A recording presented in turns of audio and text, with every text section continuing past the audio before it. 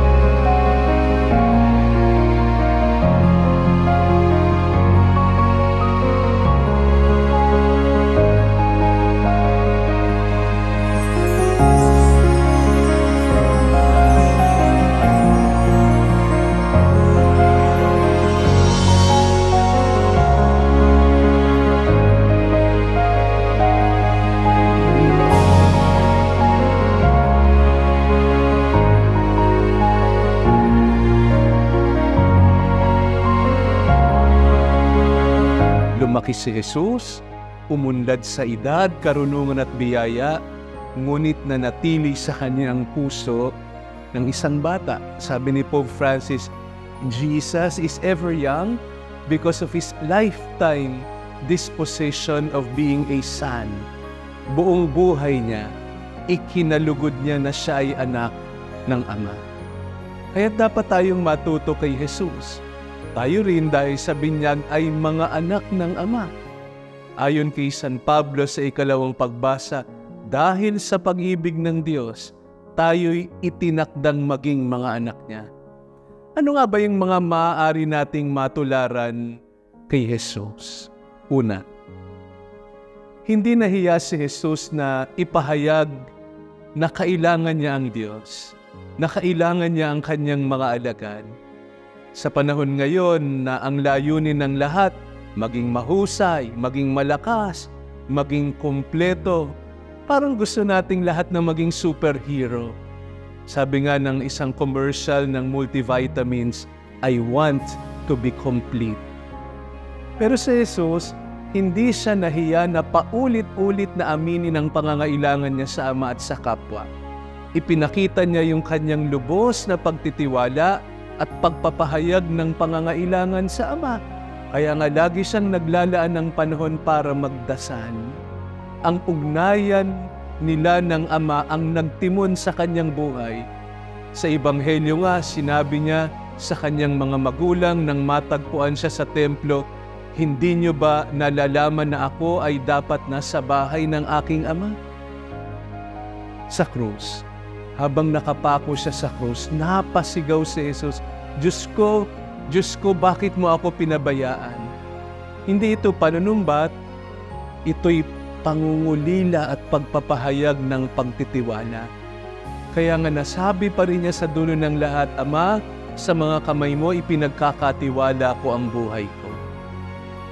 Hindi siya nahiyang aminin na natatakot siya. Sa halamanan ng Getsemani, ipinagtapat niya sa Ama yung kanyang takot, yung kanyang pangamba. Kung pwede lang, huwag na sanang sumapit sa buhay ko ang lahat ng ito, ngunit ang kalooban mo ang matutupad. Hindi rin siya nahiyang aminin yung pangangailangan niya sa kanyang mga alagad. Nung iniwan si Jesus minsan ng mga nakikinig sa kanya, habang ipinakikilala niya ang kanyang sarili bilang tinapay ng buhay, tinanong niya yung kanyang mga alagad, iiwan niyo na ba rin ako? Parang naglilimos pa ng pagmamahal. Sa Getsemani, sabi niya sa mga alagad niya, hindi niyo ba ako masasamahan kahit isang oras man lamang? Kapag tinatanggap natin yung kakulangan natin, yung kaliitan natin, kapag inaamin natin yung mga takot natin, natututo tayong magtiwala. Sabi ni Pope Francis, no one grows without first accepting His smallness.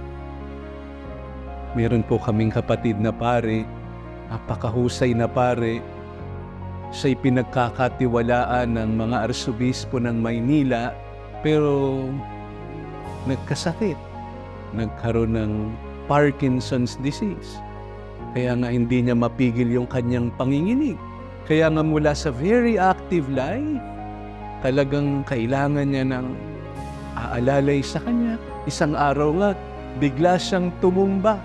Nauna yung kanyang mukha. Kaya nga, nung makita siya, punong-puno ng dugo yung kanyang mukha. Sabi niya, sometimes, God sends accidents. God makes us experience accidents so that we will know that we are not in control. It is God who is in control. Hindi na natiling bata si Jesus. Hindi siya nanatiling maliit na sanggol, pero nanatili ang pagpapahalaga niya sa mga maliliit. Minsan pa niyang sinabi, anuman ang gawin ninyo sa pinakamaliit kong kapatid, ay ginawa ninyo sa akin.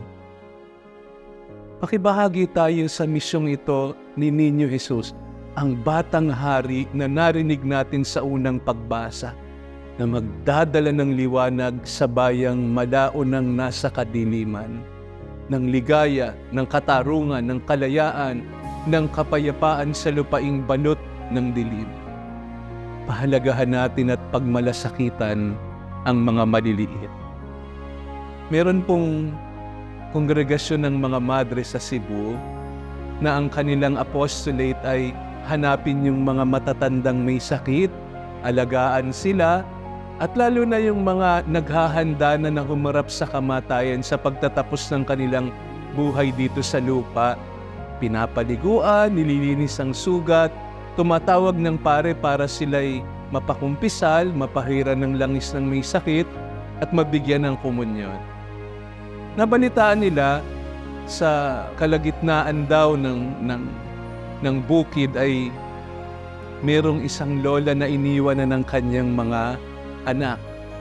Kaya nga pinuntahan nitong isang madre at ni Father Pat. At nung pagpasok nila doon sa bahay ng matanda, talagang mag-isa na nga siya. Pero sabi nila, merong kakaibang amoy. Tinignan nila, baka may nabulok na pagkain, mayroong namatay na daga. Wala naman daw. Saan galing yung ibang amoy? Nung itinagilid si Lola, ang dami-dami niya ng sugat sa kanyang likod. Kakaiba na talaga yung amoy. Kaya nga sabi ni Sister kay Father Pat, uwi muna kayo, Father. Balik na lang po tayo dito bukas. Maiiwan po ako ngayon. Lilinisin ko po yung mga sugat niya. Umuwi si Father Pat at nilinis ni Sister yung sugat ni Lola, pinaliguan para maging maginhawa. At kinabukasan, sinama na uli ni Sister si Father Pat. Mapang-babango daw yung bahay. Talagang si Lola ang linis-linis. Kaya nga nakapangumpisal siya ng maginhawa, napahira ng langis ng may sakit, nabigyan ng komunyon. Ang saya-saya ni Lola. Nung pauwi na si Father Pat at si Sister, sabi ni Father, Sister, ano mo na, natiis yung amoy. Iba talaga yung amoy. Sabi niya, kahapon, kamuntik na akong masuka. Sabi ni Sister, alam niyo, Father, nung pinapaliguan ko siya, nung nililinis ko yung mga sugat niya, pinikit ko yung mata ko, inimagine ko, sabi ko sa kanya, Jesus, mga sugat mo yung nililinis ko. Jesus, ikaw yung inaalagaan ko. Jesus, ikaw itong lolang may sakit na inaalagaan. Ulit-ulit daw siya na inimagine. Sabi ni Father Pat, Sister, ika lang nag-i-imagine. Si Jesus talaga siya. Si Jesus hindi na natiling bata, pero nanatili ang pagpapahalaga niya sa mga maliliit. Hindi na natiling bata si Jesus, lumago, umunlad sa karunungan, umunlad sa edad, naging kalugod-lugod sa kapwa at sa Diyos. pero naging bukas sa kanyang paglago.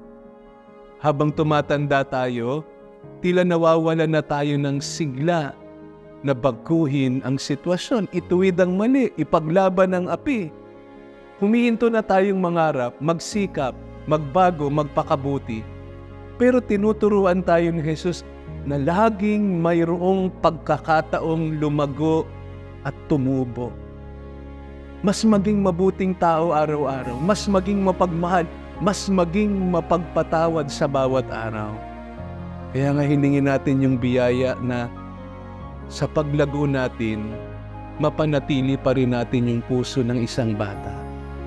Gaano man katayog yung narating natin, gaano man tayo naging makapangyarihan, natupad man natin lahat ng mga plano at pangarap natin sa buhay, mapapansin natin the warrior is a child. Masaya sa mga maliliit na tagumpay, naghihintay pasalamatan, naghihintay tapikin sa balikat, naglilimos minsan ng pansin at pag-ibig. Masayang pinaglalaanan ng panahon. Humihinto pa rin ang daigdig kapag namamangha sa harap ng mga himala. Salamat sa Diyos, ang pusong batang ito ang nagpapaalala sa akin, hindi ko kaya lahat, hindi ko alam lahat, hindi ko magagawa ang lahat. Kaya nga ang pusong batang ito ang nagtuturo sa aking magtiwala, magpasalamat, at mulit-muli mamangha. Minsan daw mayroong isang Amerikano, piyesta ng Santo Niño sa Tondo. Napunta siya doon sa malaking simbahan ng Tondo. Manganga siya kasi ang daming tao, hindi mahulugan ng karayom. Hindi na nga siya makalapit doon sa altar, nandun lang siya sa may pintuan ng simbahan, hindi makagalaw sa dami ng mga tao. Pero tamang-tama, meron siyang nakatabing isang maliit na bata. Tanong nung American, how do you call this place? Sabi nung bata, this is Tondo. Tanong niya dun sa bata, where is Tondo? Sagot yung bata, Tondo is in Manila. Medyo makulit yung Amerikano, tuloy-tuloy yung tanong, where is Manila? Manila is in Metro Manila. Where is Metro Manila? Metro Manila is in the Philippines. Talaga namang hindi tinigilan ng Amerikano yung bata. Where is the Philippines? The Philippines is in Asia. Where is Asia? Sagot pa rin yung bata, Asia is in the world. Pero sabi ng bata, huwag ka nang lalagpas sa world, hindi pa namin yan pinag-aaralan. Makulit yung Amerikano. Sabi nga sa bata, where is the world? Hindi makasagot yung bata. Napatingin na lang siya doon sa altar ng simbahan ng Tondo.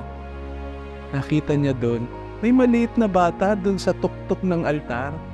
Parang may hawak na bola na regalo ng tatay niya.